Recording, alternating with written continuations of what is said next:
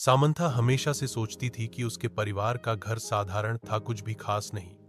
एक शांत पड़ोस में स्थित यह एक आरामदायक 2 मंजिला घर था, जिसमें एक सफेद पिकेट बाड़ और एक अच्छी तरह से बनाए रखा बगीचा था।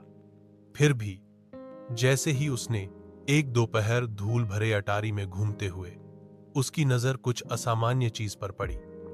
दूर कोने में भूली हुई पेटियों के ढेर के नीचे उसने फर्श के तख्तों के नीचे छिपा हुआ एक संकीर्ण दरवाजा देखा। जिज्ञासा पर आश्चर्यचकित होकर वह घुटने के बल बैठी और उसे खोला। नीचे स्थित छोटा सीढ़ीदार रास्ता एक धुंधली बासी सुरंग की ओर ले जाता था। दीवारें पत्थर से बनी थीं और एक हल्की ठंडी हवा अंदर से फुसफुसाती हुई प्रतीत होती थी। दिल धड़कते हुए सामंथा सावधानी से उतरी, उसकी टॉर्च अंधेरे को चीरती हुई। सुरंग उसकी उम्मीद से कहीं अधिक लंबी खिंची हुई थी, जो पृथ्वी के नीचे मुड़ती और मुड़ती थी। वह हिल नहीं सकी। उसे यह महसूस हो रहा था कि वह अतिक्रमण कर रही है, कि कुछ उसका इंतजार कर रहा है, जो एक अनंत काल की तरह लगा।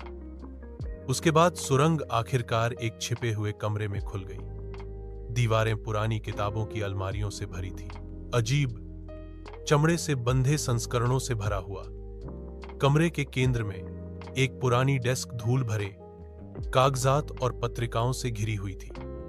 जैसे ही सामंथा दस्तावेजों को पढ़ रही थी, उसके हाथ कांप रहे थे। रिकॉर्ड। डीएस ने निषिद्ध अनुष्ठानों और गुप्त समाजों की बात की।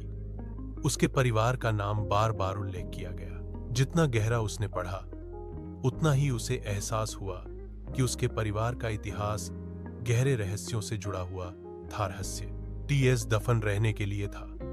उसने कुछ ऐसा उजागर किया था जो किसी को नहीं पता होना चाहिए था, कुछ ऐसा जो पीढ़ियों से छिपा हुआ था।